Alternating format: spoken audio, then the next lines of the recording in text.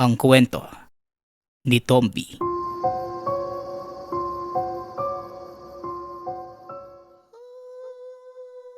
Ang kwentong ito ay hango sa totoong buhay.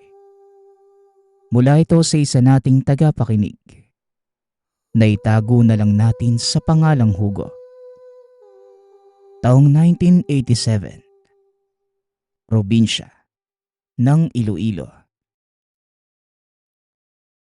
Nang mga panahong ito, 14 anyos pa lamang ang binatang si Hugo.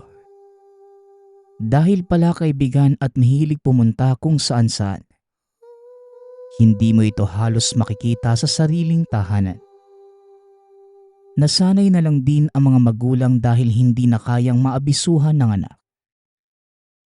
Tuwing pinipigilan, mas lalo lamang nagre-rebelde.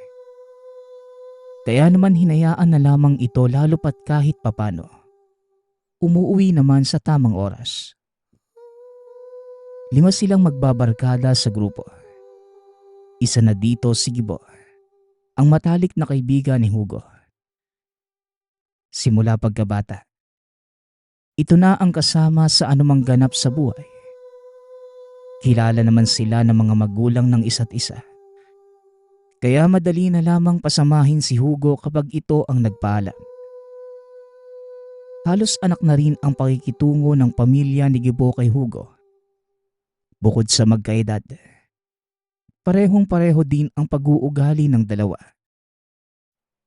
Sa ilang taong pagsasama, naging maayos at wala namang kung anong nakasangkutan ang dalawa.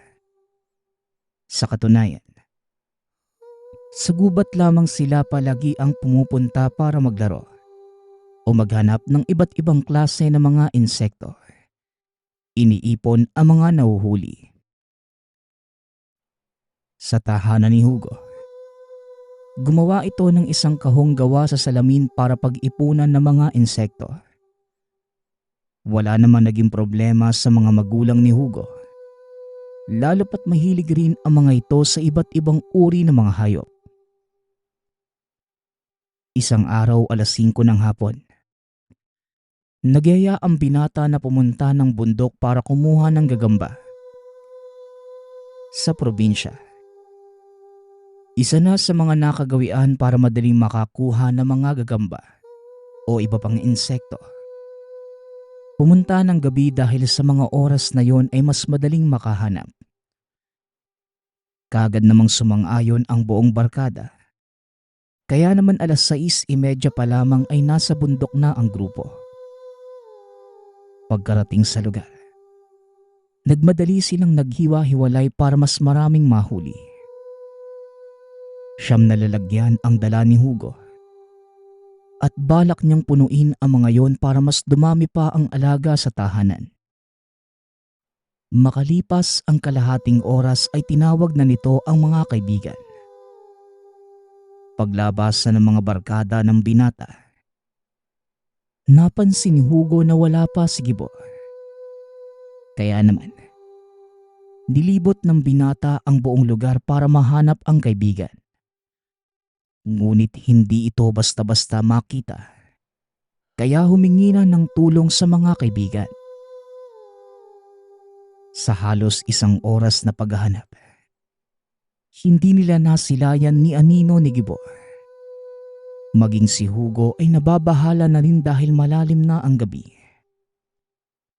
At ni boses ng kaibigan, hindi man lamang marinig. Kadalasan tuwing tinatawag ay kagad naman itong sumasagot dahil napakatalas ng pandinig ni Gibo. Noong mga oras na yon, walang humpay na sa pagkabog ang dibdib ni Hugo dahil ramdam niyang may kakaiba nang nangyayari. Maya-maya pa, isa sa mga kaibigan nito ang bigla na lamang sumigaw nang nahanap si Gibo. Nagmamadali namang pumunta si Hugo at naabutan itong nakabitin sa kung anong itim na parang pisi. Hindi mo naman masabing baging dahil mas mataba ito sa normal na baging at may maikling buhok sa paligid. Hindi naman basta maabot na magkakaibigan si Gibo. Kaya isa sa mga ito ang gumawa na ng paraan para magkaroon ng mataas na bagay para magsilbing apakan. Nang matapos, ginamit ni Hugo ang apakan at sinubukang tanggalin ang nakapulupot sa kaibigan. Ngunit sa kasamaang palad, sobrang higpit ng pagkakapulupot at kahit anong pilit, hindi talaga basta-basta matanggal. Dahil dito, isa-isa na namang sumubok ang mga kaibigan sa pagtanggal na nakapulupot kay Gibo. Ngunit kagaya kay Hugo, ni isa sa mga ito ay walang nagtagumpay. Hindi na mapakali si Hugo ng mga sandaling yon. Hindi na nagsasalita ang kaibigan. Batid din na hindi na humihinga. Sino bang may pang-ilaw dyan sa inyo? Baka naman may dala kayo. Kailangan nating makita sa itaas kung saan galing yung nakatali kay Gibo para magawa natin ng paraan at matanggal. Wika ni Hugo. Mabuti na lamang. Isa sa mga kasamahan ang may dalang pang-ilaw. Nang mailawan naman ang nasa dulo ng kahoy, ganun na lamang ang pagtakbo ng grupo nang makita ang isang napakalaking unggoy. Bukod sa hindi normalang laki, namumula rin ang mga mata na tila isang demonyo. Ngunit hindi ito naging hadlang kay Hugo para iwanan ang matalik na kaibigan. Dahil sa sobrang pagkabahala, lalo pat nakita na hindi ito baging bagkus isang nilalang. Mas lalo naman itong puwersa ang paghatak sa kaibigan ngunit ayaw pa din talagang maalis. Nagawa na ring tusukin ng kahoy ang buntot ng nilalang. Ngunit tumawa lamang ito ng napakalakas. Maya-maya pa, dahan-dahan namang bumaba ang nilalang habang hindi pa rin kinakalagan si Gibo. Sa puntong yon, wala nang ibang nagawa ang binata kundi pakiusapan ang nilalang. Naibalik na ang kaibigan. Nakangisi lamang ito habang pinagmamasdan si Hugo. Ganun na lamang ang pagkabigla ng binata nang naglakad ito papalapit sa kanya. Nang tuluyang makalapit, tumitig lamang ito kay Hugo at diretsyong tumakbo papalayo. Sinubukan pa itong habulin ni Hugo. Ngunit dahil sa iba ang bilis ng nilalang kaysa sa normal na tao, hindi man lamang ito nagawang mahabol. Nagmamadali na lamang umuwi ang binata gawa ng malalim na ang gabi at wala na rin ang mga kasama. Pagkarating sa tahanan, kaagad ikwinento sa mga magulang ang nangyari. Ngunit hindi naman pinaniwalaan si Hugo dahil baka gumagawa na naman ito ng mga kwento para lamang makalusot sa pag-uwi ng 10 oras ng gabi. Hindi na rin pinalabas pa ng tahanan. Kaya sa magdamag ay walang nagawa ang binata kundi ang mag-alala. Nang sumunod na araw, maaga pa lamang ay pumunta na ang mga magulang ni Gibo sa tahanan ni Hugo. Nagtatanong kung nasaan na ang anak dahil magdamag itong hindi umuwi ng tahanan. At dito, tsaka pa lamang tuluyang naniwala ang mga magulang ni Hugo sa sinabi ng anak kagabi. Kaya naman, sabay-sabay silang kumaripas ng takbo papunta sa gubat kung saan ang pinangyarihan ng insidente. Ngunit kagaya ng inaasahan, wala naman silang naabutan.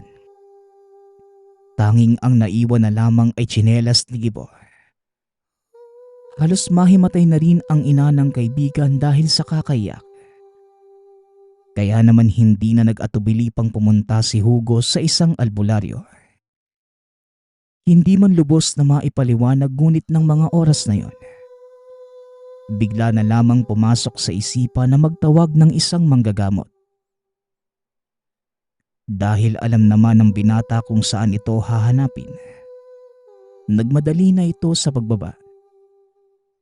Maswerte na lamang dahil nung araw na yon, walang masyadong pasyente ang manggagamot kaya kagad niya itong naisama paakyat ng bundok.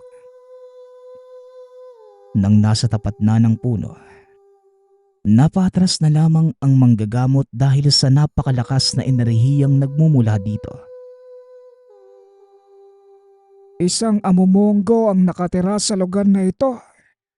Hindi na ako magpapaligoy-ligoy pa. Nais ko lang malaman yun na ang hinahanap natin. Wala na sa mga oras na ito. Dahil walang sino mang nilalang ang nagbabalik ng biktima. Ginagamit nito ang buntot para ipulupot, mabihag at mapatay ang biktima. Tapos, tsaka niya lamang kakainin. Pagpapaliwanag ng albularyo. Dahil dito ay umalma naman ang ina ni Gibo. Ngunit hindi na nagsalita pa ang manggagamot. Dahil kung anuman ang sinabi niya, yun ay pawang katotohanan lamang. Samantalang si Hugo naman, nakatulala na lamang at hindi na malaman ang dapat na maramdaman. Sinisisi ang sarili. Dahil hindi man lang nito nagawang matulungan ang kaibigan. Siya rin ang nagyaya sa mga ito na pumunta ng bundok. Hindi na rin nagtagal pa ang manggagamot at nagpaalam dahil wala na silang mapapala pa sa lugar. Habang si Hugo naman, nanatili pa ng ilang oras. Dahil patuloy pa rin sa paghihinagpis ang ina ng kaibigan. Magmula ng araw na yon, hindi na talaga nahanap pa si Gibo. Sinubukan na din ng mga magulang nito na mag-imbita ng manggagamot. Galing sa iba't ibang lugar ngunit kagaya ng nauna, wala rin itong nagawa. Samantalang si Hugo naman, hindi na muli pang pinayagan ng mga magulang na lumabas ng tahanan. Hindi na din nagpumilit pa ang binata dahil sa nasaksihan nitong nakakakilabot na sinapit ni Gibo. Ang iba namang mga kaibigan ay nalaman na rin ang mga pangyayari. Kaya namang kagaya ni Hugo, hindi na ito basta-bastang nakabalik sa bundok. Paminsan-minsan ay dumadalaw naman ang mga ito sa tahanan ni Hugo. Ngunit hanggang tahanan na lamang ang magkakabarkada. Hanggang sa lumipas pa ang mga araw, buwan at taon. Hindi na talaga muli pang nakita si Gibo. Nananatili mang may mga tanong sa isipan ni Hugo. Kung saan ito dinala ng nilalang. Ngunit ang tanging malinaw lamang sa kanya, nang huli itong makita sa kamay ng isang itim na unggoy na tinatawag na amumongo. Ang susunod nating kwento ay mula sa isa nating tagapakinig. Daitago na lang natin sa pangalang Henry. Walang eksaktong taon. Probinsya ng Bohol. Kaarawan ng katrabaho ng mga panahong yon. Nang magkayayaan ang mga ito na magpunta sa probinsya ng Bohol upang doon na lamang ganapin ang pagdiriwang na may kaarawan. Ang layo naman ng Bohol, Owen. Mabuti sana kung mura yung pamasahe. Kaso napakamahal. Pagtutol ni Henry. Sasagutin ko naman yung sasakyan. Ano ka ba? Sumama na lang kayo. Wala namang kayong gagastusin eh. Para saan pat naging magkakatrabaho tayo, hindi ba? Kung hindi naman kayo dadalo sa pagdiriwang ko. Tugon ni Owen. Natahimik naman si Henry sa sinabi ng katrabaho. Sige na nga, nakakahiya naman kung tatanggihan ko pa, di ba? Mamaya sabihin nyo napaka mapili ko sa kasama. Muling wika ni Henry. Ayun sasama naman pala. Hindi kumpleto ang barkada kapag wala ka, no? Kaya naman hindi ka pwedeng hindi sumama. Wika ni Oliver. Tsaka, tatanggihan mo pa ba yung alok ng may kaarawan?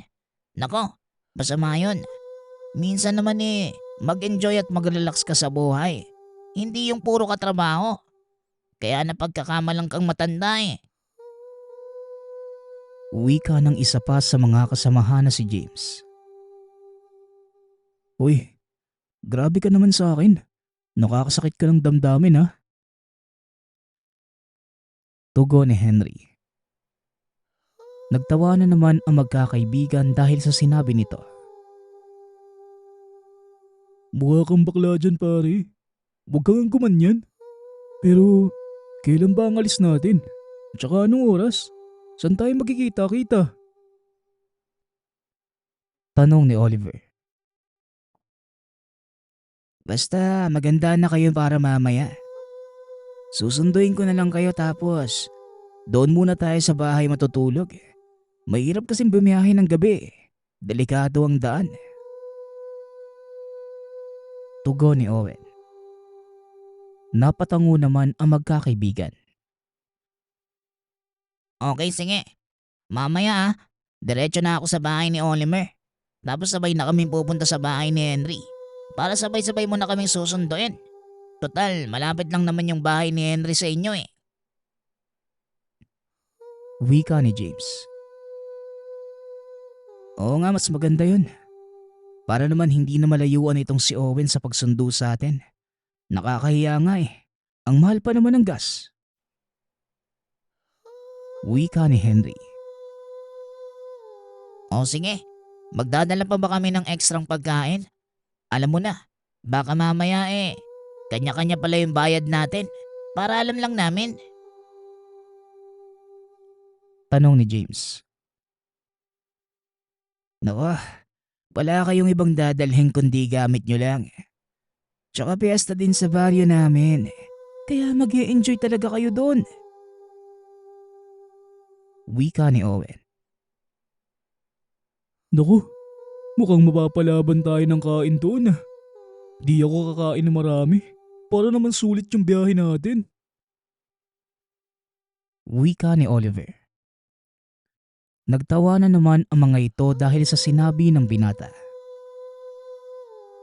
Langya ka, Oliver. Kahit saan ka talaga dalhin pagkain lagi ang habol mo. Wika ni Henry. Aba, bakit kayo? Hindi ba pagkain ang habol niyo sa mga handaan? Minsan nga, nagbabalot pa nga kayo, di ba? Tugon ni Oliver. Uy, ikaw talaga ah. Halatang sanay na sanay ah. Siguro sa tuwing may handaan may dala ka laging plastic no? Para paglagyan ng handa. Wika ni Henry. Grabe sa plastic. Pwede naman magdala ng baunan ah. Para mas sosyal. Tugon ni Oliver. Napailing na lamang si Henry sa mga sinabi ng kaibigan. Pare-pareho namang lalaki ang magkakaibigan.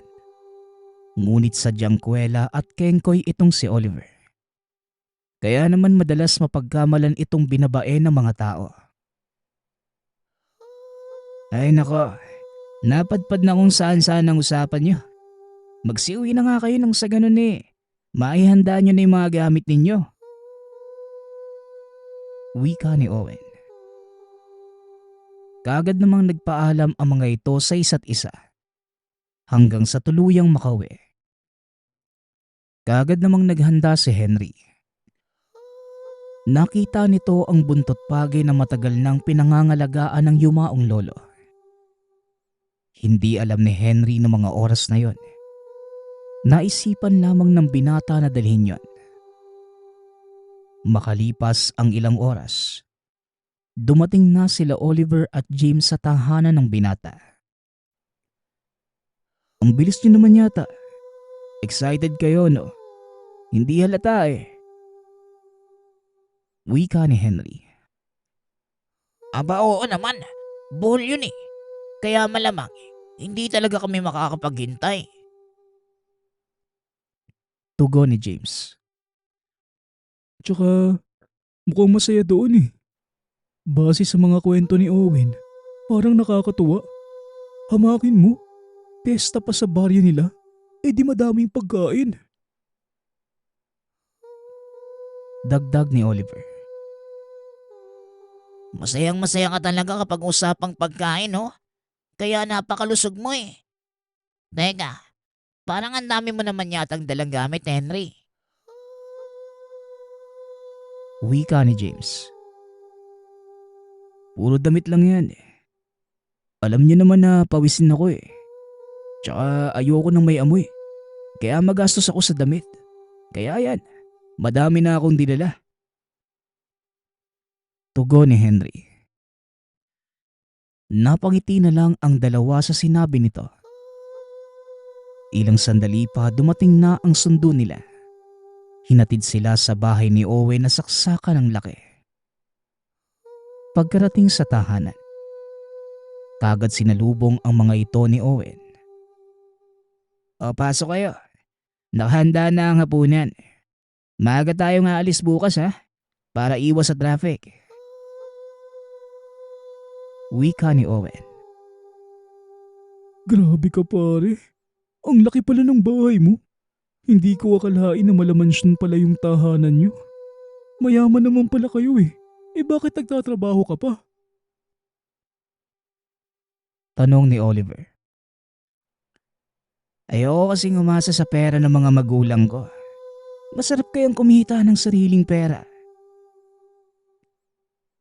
Tugon ni Owen. Tama ka dyan, pare. Ang hirap din na umaasa ka sa magulang. Lalo na't lalaki tayo. Sasabihan tayo ng iba na batugan. Hindi ba? Dagdag ni James. Habang nag-uusap-usap ang mga ito, si Henry naman ay tahimik lamang na nagmamasid sa paligid. Mahilig pala yung mga magulang mo sa kakaibang bagay, no? Medyo nakakatakot lang, no? Sensya na pare, ah. Mapagmasid lang talaga ako. Wika ni Henry. Wala yan. Ganyan talaga sila mama at papa eh. Mahilig sa mga kakaibang bagay na naman ako naman. Bueno, ilabag nyo na muna dyan yung mga gamit nyo. Kumain na muna tayo. Dahil sigurado akong kumakalam na ang sikmura nyo. Tugon ni Owen. Kagad namang pumwesto ang mga ito. Naghain ang mga kasambahay nila Owen ng masarap na pagkain. Hindi makapaniwala ang magkakaibigan dahil kahit na may kaya sa buhay si Owen, marunong itong makisama sa kanila. Grabe. Ang sarap naman itong mga pagkaing hinain nyo. Alam mo yung notes sa laman yung lasa? Wika ni James. Mga sariwa kasing kaniyang ginagamit. Noong nabubuhay pa kasi sila mama, palaging gusto nila na bagong katay para mabuti sa kalusugan. Pero ika nga, kapag oras mo na, kahit anong pag-iingat walang mangyayari. Tugon ni Owen. Ibig sabihin lang, mag-isa ka lang dito sa bahay nyo. Akala ko, buhay pa ang mga magulang mo. Wika ni Oliver. Nalimutan mo na ba? Noong nakaraang taon pa pumanaw ang mga magulang ni Owen. Pasensya na pare ah. Hindi ko sinasadya. Wika ni Henry. Ayos lang yun eh. Hindi naman ako galit eh. Tsaka tama si Henry.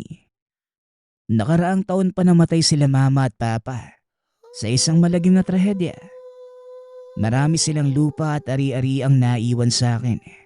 Pero hindi ko naman pinapakialaman kasi Gusto ko nasa pangalan pa din namin. Tugon ni Owen. Bakit wala ka bang ibang kamag-anak? Panigurado naman, meron kang mga tiyo at tiyahin. Tanong ni Oliver. Meron naman. Nasa Bohol. Pagdating natin doon, makikilala niyo sila. O siya, kumain na nga muna kayo dyan. Madami pang pagkain na hinanda sila Aling Glenda. Tugon ni Owen. Kumain ang magkakaibigan ngunit si Henry ay kaunti lamang ang nakain. Uminom ka na ng tubig, Henry. Tapos ka na kaagad. Tanong ni Oliver. Kilala niyo naman ako eh. Hindi ako palakain kagaya niyo. Busog na kagad ako kahit kakaunti pa lang yung nakain ko. Tugon ni Henry. May dessert pa naman ah. Ayaw mo na kagad? Hindi ba masarap ang luto? Tanong ni Owen. Nako, sobrang sarap nga eh. Sadyang mahina lang talaga akong kumain. Pasensya na ah. Tugon ni Henry. Matapos sabihin ang mga katagang yon, lumabas ito ng tahanan. Sinindihan ang yosi tsaka pinausok. Nakita ito ni Oliver at kagad sinamahan ang kaibigan. Pare, kanina ka pa tahimik ah. Mayroon bang problema? Hindi ka kumikibo kanina pa eh. Napapansin na namin ni James. Tanong ni Oliver. Hinit-hit ni Henry ang sigarilyo at tinapon yun sa sahig sabay inapakan. Naninibago lang talaga ako kay Owen eh. Para bang bigla na lang siyang bumait. Pero wag mo mamasamain yung sinabi ko ah. Pakiusap. Wag mo na lang ikwento kay James. Baka magtampo si Owen eh. Tugon ni Henry. Alam mo, tama ka. Napansin din namin yun ni James eh. Pero mabait naman talaga si Owen. Medyo nasobrahan nga lang ngayon. Wika ni Oliver. O di ba? Parang kakaiba lang talaga eh. Pero siguro, ganun talaga kasi malapit naman din siya sa atin eh. Kaya siguro palagay na ang loob niya. Tugon ni Henry. Ilang sandali pa ang lumipas.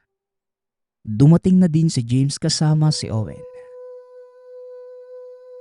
Aba, mukhang seryoso ang usapan nyo dyan mga pare ah. Isali nyo naman kami. Wika ni James. Oo nga eh. Kanina ba namin kayo hinahanap sa loob? Nandito lang pala kayo sa labas. Dagdag ni Owen. Pinag-uusapan namin kung gaano kaganda doon sa bowl. Di ba Oliver? Wika ni Henry. Nako, maganda talaga doon sa bowl. Medyo liblib nga lang yung baryo namin. Pero maaliwalas at payapa. Medyo malayo sa kabesnan pero lasap mo pa rin ang sariwang hangin na wala dito sa syudad. Wika ni Owen. Aba, mas lalo tuloy akong di makapaghintay. Mukhang maganda talaga doon, no? Wika ni Oliver. Napatango na lamang si Owen at ilang sandali pa. Napahikab na si Henry. Kaya naman nagpa siya na ang mga ito na matulog. Nang gabing yon ay hindi magawang ipikit ni Henry ang mga mata. Kahit antok na ito. Kinakabahan ang binata na tila may mangyayaring masama. Kung sakaling ipipikit ang mga mata. Ngunit ilang oras pa ang lumipas. Mag-uumaga na nang makatulog si Henry ng tuluyan. Kinabukasan nagising na lang ang binata sa malakas na hampas ng unan. Tulog mantika ka talaga, Henry. Kanina pa kami nag-iingay at sumisigaw. Hindi ka man lang nagigising? Wika ni James. Kasi naman, anong oras na ako nakatulog kagabi? Mag-uumaga na din. Nakikibahay yata ako kaya hindi kaagad ako nakatulog.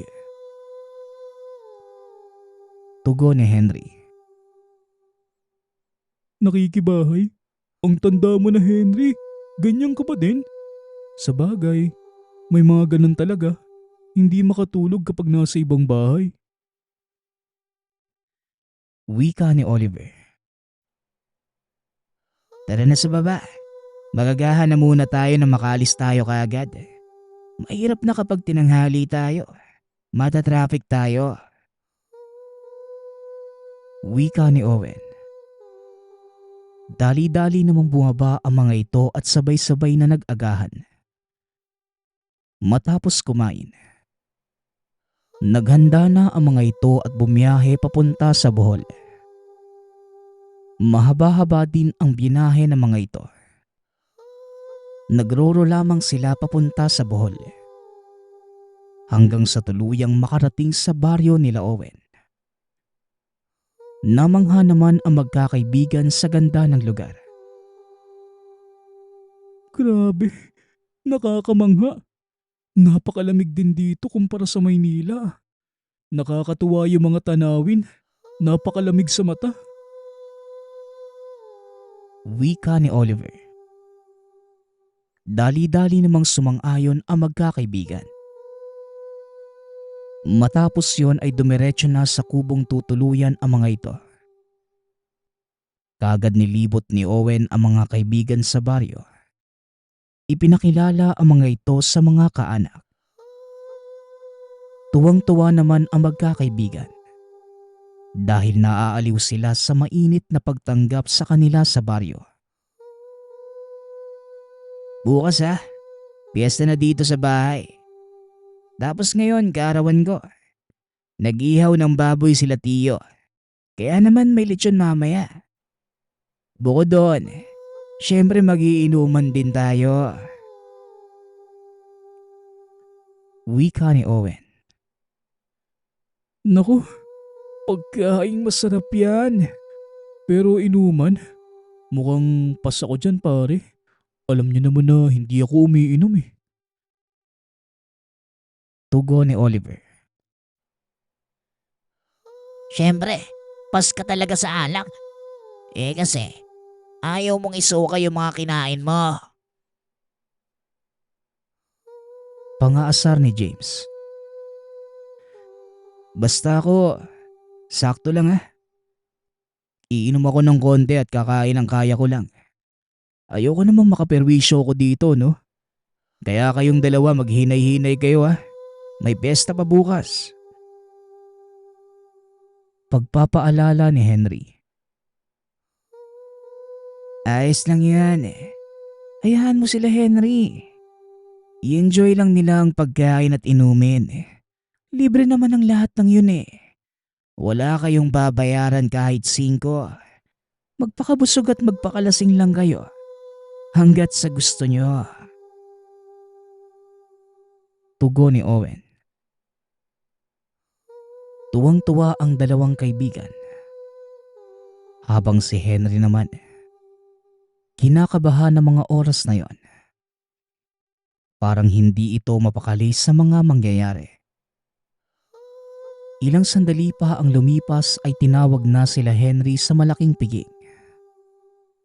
Salo-salo ang mga ito at kung tawagin ay boodle fight. Maraming nakahain na pagkain sa pahabang lamesa na nakalagay sa dahon ng saging.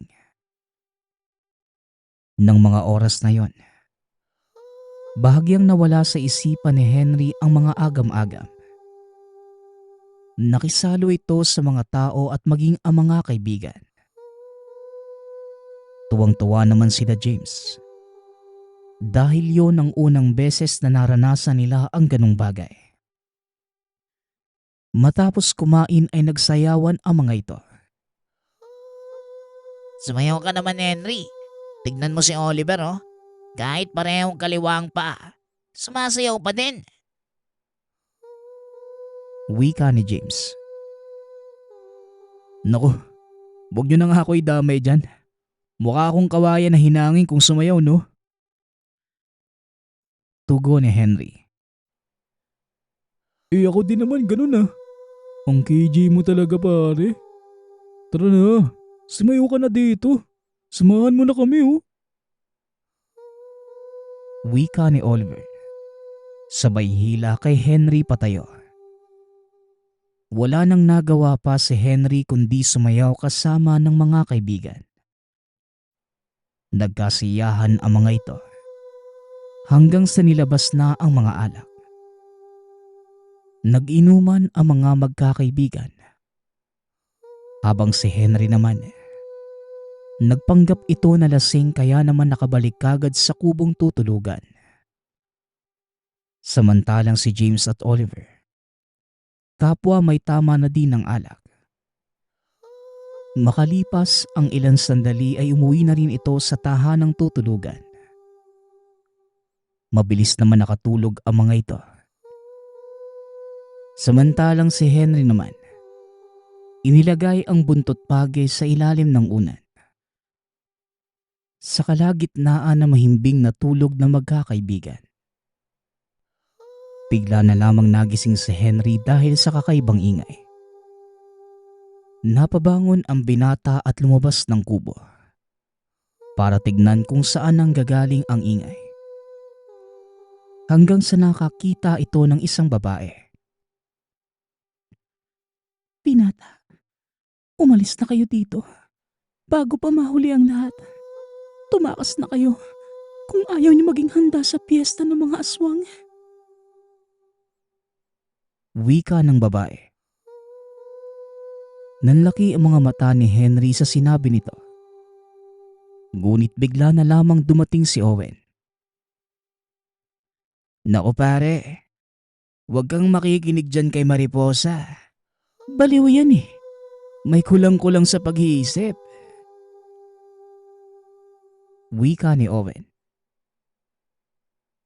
Napatango na lamang si Henry dahil ng mga oras na yun. Masakit pa rin ang ulo. Kaagad namang bumalik sa kubo si Henry. Kinapa nito ang buntot page saka muling bumalik sa pagtulog. Kinabukasan, laking gulat ng binata dahil wala ang mga kaibigan sa tabi. Kaya namang kagad itong kinabahan. Lintik naman. Ang sakit ng ulo ko. Ang dami ko palang nainom kagabi. Wika ni Oliver nakakapasok pa lamang sa pinto. Nasaan si James? Nakita mo ba? Pagising ko kasi wala na kayo dito sa tabi ko eh. Tanong ni Henry. Hindi ko nga din alam eh. Nakakapagtaka nga. Wala daw nakakita sa kanya kahit na isa. Si Owen nga tulog pa din eh. Hindi nga niya alam na nawawala na si James. Tugon ni Oliver. Nang mga oras na yon ay kinabahan na si Henry. Para bang biglaan ang lahat. Dahil sa mga nangyayari ay napaisip na ang binata. Mas mabuting gisingin na lang natin si Owen. Tapos magpatulong tayo sa kanya na hanapin si James. Baka mamaya napadpad lang yun sa kung saan sulok. Mungkahi ni Henry. Napatango na lamang si Oliver. Kaagad nitong pinuntahan ang kubo ni Owen at pinaalam ang nangyari. Nang makarating kay Owen ang naganap, kaagad itong tumayo ng higaan. Saan ba nagpunta yung si James? Kagabi ba? Walang nakakita sa kanyang lumabas ng kubo nyo? Tanong ni Owen. Hindi ko nga alam eh. Yung huling natatandaan ko, nung nakita ko si Mariposa. Pagkatapos noon natulog na ako at nakahiga pa nun si James sa higaan. Ikaw ba, Owen? Hindi mo ba siya napansin? Tugon ni Henry. Kaagad namang napatingin si Oliver kay Owen. Hindi din eh. Pumasok na kaagad ako sa kubo pagkatapos mahihatid namin si Mariposa sa kanila. Wika ni Owen. Nasa na kaya yun si James? Hindi naman yun naalis nang hindi nagpapaalam eh. Wika ni Oliver. Ilang sandali pa ang lumipas ay bigla na lang nagkagulo sa palayan. Kaagad nagpunta doon ang magkakaibigan. Nakipagsiksikan si Henry upang makita kung ano ang pinagkakaguluhan ng mga tao. Halos bumaliktad ang sikmura ni Henry nang makita ang isang bangkay na kalunos-lunos ang sinapit. Bumalik ito sa pwesto nila Oliver. Ano meron doon? Bakit nagkakagulo yung mga tao? Tanong ni Owen. May natagpo ang bangkay eh. Mukhang babae. Nakakadiri nga yung itsura. Para bang kinain ng kung anong nilalang yung lamang loob. Tugon ni Henry. Ganun ba? Sanay na kami sa ganyan. Madalas kasing may gumagalang mabangis na hayop na umaatake sa mga kabaryo namin dito. Wika ni Owen. Matapos yon, nanlaki ang mga mata ni Henry nang maalala ang suot ni Mariposa. Teka, si Mariposa yata yung babae na pinatay ah. Pareho sila ng damit eh. Hindi ako pwedeng magkamali. Kung may gumagalang mabangis na hayop dito sa baryo nyo, dapat lang hanapin natin si James. Pwedeng nasa kapahamakan din siya sa mga oras na to. Wika ni Henry. Dali-dali itong kumilos kasama si Oliver. Habang si Owen naman, tila walang pakialam. Samantala, si James ay nagising sa isang madilim na kuweba. Nanlaki ang mga mata nito nang makita ang isang malaking kawali na nakasalang sa apoy. Teka, nasan ako? Sino kayo? Bakit niyo ako tinali? Tanong ni James. Bihag ka ng mga aswang iho. Anumang oras, isasalang na nila tayo sa malaking kawa na yan. Wika ng matanda. Nanlaki ang mga mata ng binata sa sinabi nito. Ano po? Aswang baka mo? Tsaka sino po ba kayo? Bakit po kayo nakatali din? Muling tanong ng binata. Ako nga pala si Dexter. Apo ko si Mariposa. Nakataka siya dito sa bilangguan at sana ligtas siya. Bakit ba kasi kayo nagpunta dito sa baryo ng mga aswang? Hindi nyo ba alam? Inilagay nyo sa kapahamakan ng sariling buhay ninyo. Tugon ni Lolo Dexter. Nagbakasyon lang po kami dito. Sa katunayan yan eh. Niyaya lang kami ni Owen dito sa kanilang baryo para samahan siya na magdiwang ng kaarawan.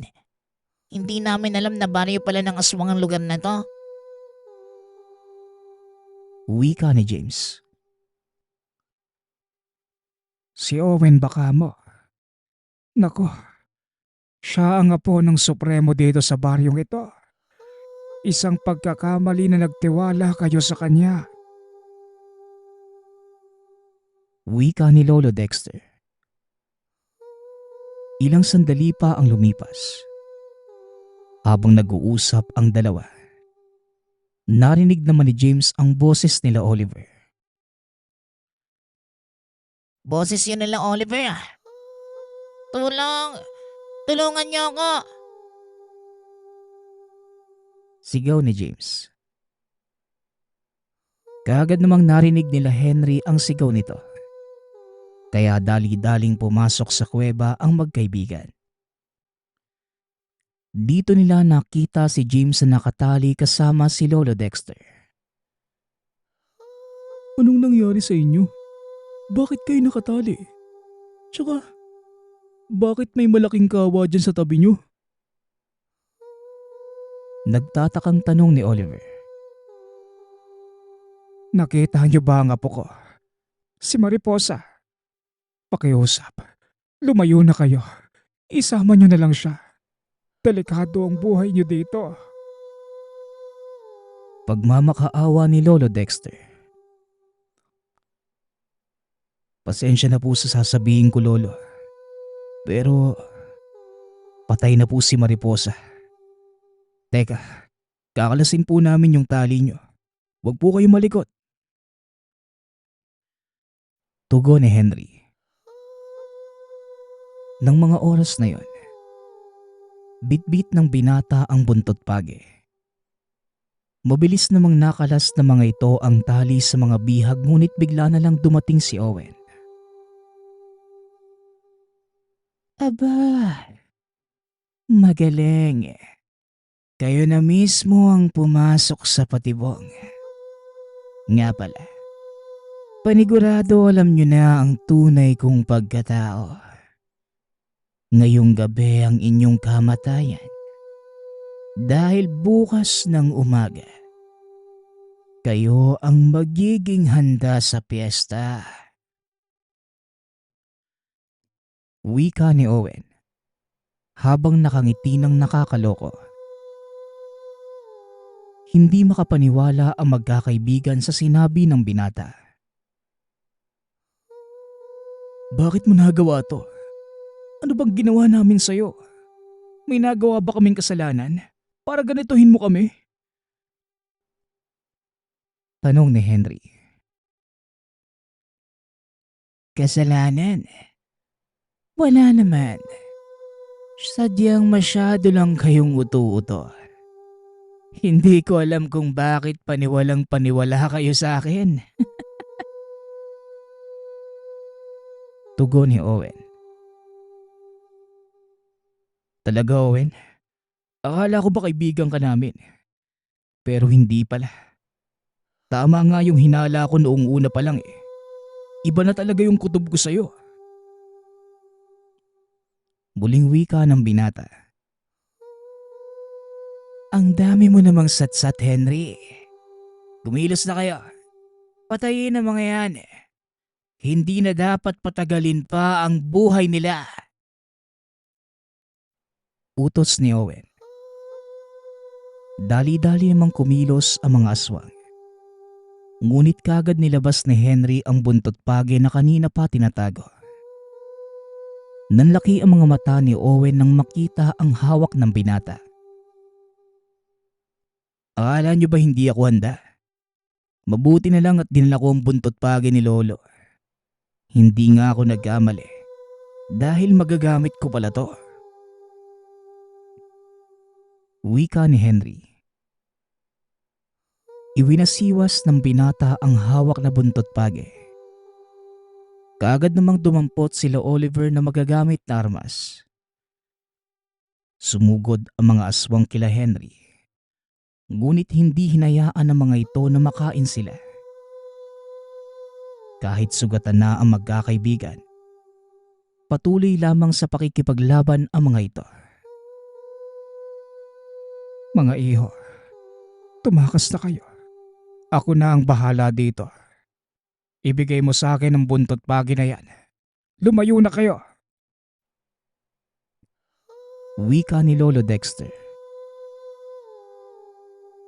Pero hindi din naman kami papalisin ng mga yan eh. Panigurado, susundan lang nila kami. Wika ni Henry. Basta, Magtiwala lang kayo sa akin. Ako na ang bahala. Basta magpatuloy lang kayo at huwag nang lilingon sa akin. Tugon ni Lolo Dexter. Ayaw pa sanang sumunod nila Henry. Ngunit walang nagawa ang mga ito kundi magpatuloy. Bago makalayo ang magkakaibigan ay may kung anong inusal na dasalang matanda. Mabilis na tumakbo ang mga magkakaibigan palayo sa kuwebang iyon. Kahit hindi sigurado sa gagawin, nagpatuloy lamang ang mga ito. Nakita ni Henry kung paano nakipaglaban ang matanda sa mga aswang. Para bang bigla itong lumakas. Ilang sandali lang ang lumipas ay bigla na lang humarang sa dinaraanan na magkakaibigan si Owen. Kahit saan pa kayo magtago, mahanap at mahanap ko kayo. Walang makakaalis sa lugar na ito. Wika ni Owen. Nagpalit ito ng anyo bilang malaking pusa. Kinalmot nito ang mukha ni Henry. Hinampas naman ni Oliver ang likod nito ngunit tumalsik lamang ang binata. Kaagad namang dumampot ng bato si James at hinampas sa ulo ni Owen. Nabitawan ng aswang si Henry, kaya kaagad itong nakatayo. Ilang sandali pa ang lumipas. Dumating si Lolo Dexter at hinampas sa likod ang aswang. Kaya kaagad itong nanghina. Bumalik sa dating anyo ang binata at namimilipit sa sakit. Nagmamakaawa si Owen sa matanda habang gumagapang. Tumayo si Owen at tumingin sa matanda. Nanlaki ang mga mata nila Henry. Nang makita nilang tumumba sa lupa si Lolo Dexter at butas na ang dibdib. Kaagad tumakbo si Oliver at James dahil sa takot. Habang si Henry naman, dinampot ang buntot page at walang habas na pinaghahampas si Owen. Demonyo ka. Mamatay ka na. Salot kayo sa bayang to. Dapat sa inyo. Masunog habang buhay na magdusa kayo. Sigaw ni Henry. Nagpatuloy lang ito sa paghampas hanggang sa napahiga sa lupa si Owen. Nangingisay ang katawan at pagulong-gulong. Na tila hindi na makayanan ng hapding nararamdaman. Makalipas lamang ang ilang minuto, tuluyang binawian ng buhay si Owen. Dumating ang iba pang mga aswang. Ngunit natakot na ang mga ito nang makita na napatay ni Henry si Owen. Napaluhod ang binata. Nawala na ang dalawang kaibigan at inakala niya na iniwan na siya ng mga ito. Henry, tara na, umuwi na tayo. Delikado ang buhay natin dito. Sigaw ni James. Napaangat ng ulo si Henry. Nakita ang mga kaibigang nakasakay sa isang sasakyan. Dali-dali namang tumayo ang binata at sumakay doon. Dali-dali namang umalis ang magkakaibigan sa baryo ng mga aswang. Magpasa hanggang ngayon. Naaalala pa rin ng magkakaibigan ang mga naganap. Na ang dapat na masayang pagdiriwang ay nauwi sa bangungot. Ang susunod nating kwento ay mula sa isa nating tagapakinig. Naitago na lang natin sa pangalang Linda. Walang eksaktong taon. Probinsya ng Dumaguete. Si Linda ay may bahay at walang trabaho. Kasama ang asawa at dalawang anak sa loob ng tahanan. Abala sa trabaho ang asawa at nais tumulong ni Linda sa gastusin. Dahil alam niya na mahirap ang buhay. Nagpa siya ang mag-asawa na magtayo ng tindahan. Kalaunan ay napalago ni Linda ang munting tindahan at lumaki ito ng lumaki. Marami ang mga mamimili, lalo na't kumpleto ang mga paninda. Sapat naman ang kinikita ni Linda sa pang-araw-araw at sweldo ng asawa upang matustusan ang gastusin ng buong pamilya. Isang araw, ipinalam ng kumpanyang pinagtatrabahuhan ng asawa ni Linda na naaksidente ang mister. Naputulan ito ng paa. Kahit na naaksidente ang mister sa trabaho, hindi nila ginampanan ang tungkulin sa kaawa-awang empleyado. Binayaran lang nila ito ng isang buwang sweldo at hindi na muling nagparamdam sa kanya. Dahil hindi na makapagtrabaho ang asawa, doon na nagsimula ang problema ng pamilya sa pera. Dahil hindi na naging sapat ang kinikita. Kaya kahit 10 oras ng gabi, sinisikap ni Linda na magbukas ng tindahan.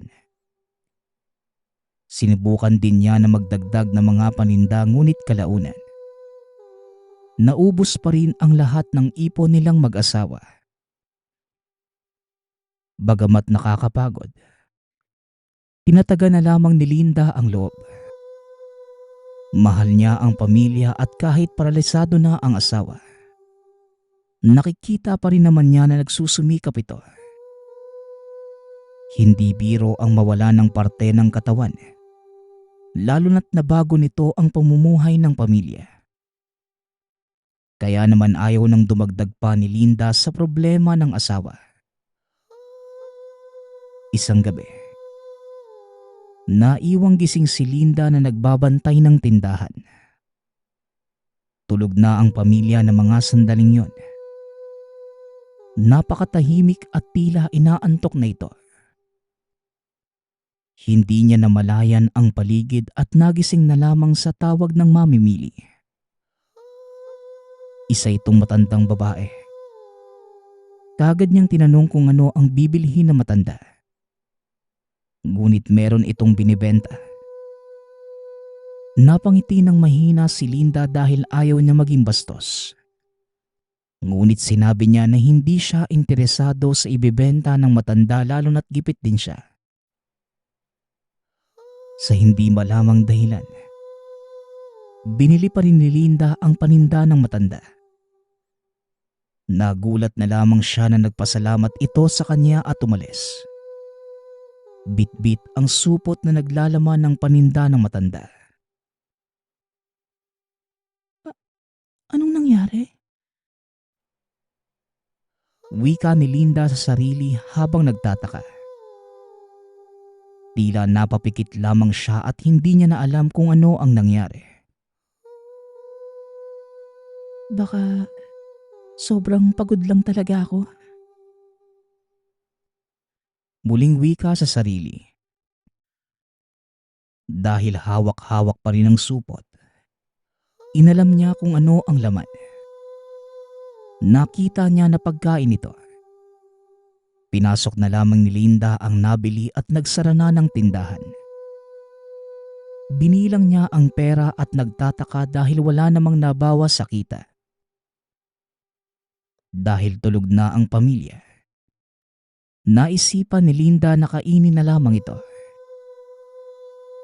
Nasarapan naman si Linda sa kinakain. Ngunit hindi niya ito naubos lalo na't gabi na. Iniwan na lamang muna at natulog matapos magpahinga. Kinabukasan, nagising siya sa sigaw ng anak. Dali-daling tumakbo pababa si Linda upang tignan kung ano ba ang nangyayari. Naduwal ng bahagya si Linda na makakita ng putol na daliri sa lamesa. Kaagad silang nagtawag ng otoridad at inimbestigahan ang nangyari. Ang sabi ng mga pulis, maaaring napagtripan sila ng mga manloloob. Kaya mabuting suriin kung merong mga kagamitang nawawala. Mabuti naman at walang gamit na nawala. Ngunit pinagdodoble ingat pa rin sila ng mga otoridad. Nagdoble din sila ng kandado mula noon at hindi na pinapatagal ni Linda ang pagbubukas ng tindahan. Hanggang ngayon, walang pinagsasabihan si Linda tungkol sa nangyari. Pakiramdam niya, hindi nito namalayang kumain na pala siya ng parte ng katawan ng tao. Dagdag pa ni Linda, ang nakakalungkot pa sa nangyari, magpasa hanggang ngayon, hinahanap-hanap pa rin ni Linda ang lasa ng nakain ng gabing yun. Ang huling kwento natin ay mula sa isa nating tagapakinig. Naitago na lang natin sa pangalang Henry. Walang eksaktong taon. Negros Occidental. Sa bayan ni Henry, upang makapasok ka sa eskwela, kailangan nilang gumising at makaalis na madaling araw dahil malayo ang kanilang lalakarin. Lubak-lubak ang kalsada ng mga panahong yon at merong lumang tulay na kailangang tawiran ng mga estudyante upang makarating sa eskwela. Ilang dekada na ang tulay na ito nagawa sa lubid. Nagamit na rin ito ng mga magulang ni Henry noong nag-ieskwela pa sila. Kaya naman, tiwala silang tatagal pa ito ng ilang taon. Isang araw, nahuli ito ng gising kaya naman nagmadali na ito upang makahabol pa sa eskwela. Bagamat natatakot si Henry na tawirin ang tulay na mag-isa, lalo na't rumaragasa ang ilog, ito lamang ang natatanging paraan upang makapasok. Dahan-dahan itong tumawid at mahigpit na hinawakan ang lubid. Malapit na sana siyang makatawid. Ngunit nangyari ang pinakakinakatakutan. Narinig niya at nakita ang pagkaputol ng lubid bago tuluyang mahulog sa tubig. Dahil hindi naman marunong lumangoy si Henry, madali siyang naanod ng tubig. Ngunit ginawa niya ang lahat ng makakaya upang malabanan ito at manatili sa itaas ng tubig. Ngunit sa sobrang lakas ng puwersa ay hindi na siya nakatagal. Bagamat malakas ang tubig, malinaw pa rin naman ito kaya kahit papano ay naiwasan ni Henry ang mga malalaking bato. Kalaunan, hindi na kinaya ng katawan ng bata. Naramdaman niya ang unti-unting pagkawala ng malay. Bago ito tuluyang nangyari, nakakita siya ng kakaibang hayop sa ilalim ng tubig. Noong una, akala niya ay isda lamang ito ngunit habang papalapit, palaki ng palaki ang nilalang. Hindi na nakalaban pa si Henry at hinayaan na lamang niya kung ano ang nakita.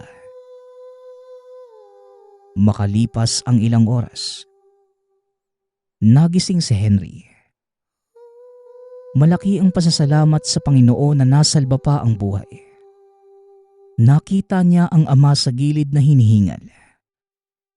Samantalang ang ina naman ay umiiyak. Mabuti na lamang, nakita siya ng kapitbahay at kagad naman itong nanghingi ng tulong. Kaya simula noon, sinimento na ng bayan ang tulay at hindi na hinayaang mag-isa si Henry. Ilang beses niyang kwento sa mga magulang ang nakitang nilalang sa ilalim ng tubig. Ngunit hindi naman naniniwala ang mga tao. Lalo na't ang berberoka ay natatagpuan lamang sa mga lawa. Magpasa hanggang ngayon, hindi pa rin alam ni Henry kung ano ang nakita ng mga panahong yon. Kaya inisip na lamang ni Henry na maaaring dala lamang ito ng muntik na pagkamatay sa ilog. Nagpapasalamat nga pala ako sa nagpadala ng ating kwento. Nawa ay nagustuhan niyo ang inyong napakinggan. Ang opinyon ko lamang sa kwentong ito, tularan natin ang mga katulad ni Henry. Maaaring hirap sila sa buhay. Walang pera at hindi nakakakain ng 3 beses sa isang araw. Kailangan pang maglakbay ng malayo makapasok lamang ng eskwela. Pero hindi siya sumuko sa pangarap. Patuloy lamang ito para makamtan ang inaasam. Muli, nagpapasalamat ako sa lahat ng sumusuporta sa ating channel. Nawa ay patuloy niyong suportahan at pakinggan ang ating mga kwento. Hanggang sa muling pakikinig. Paalam.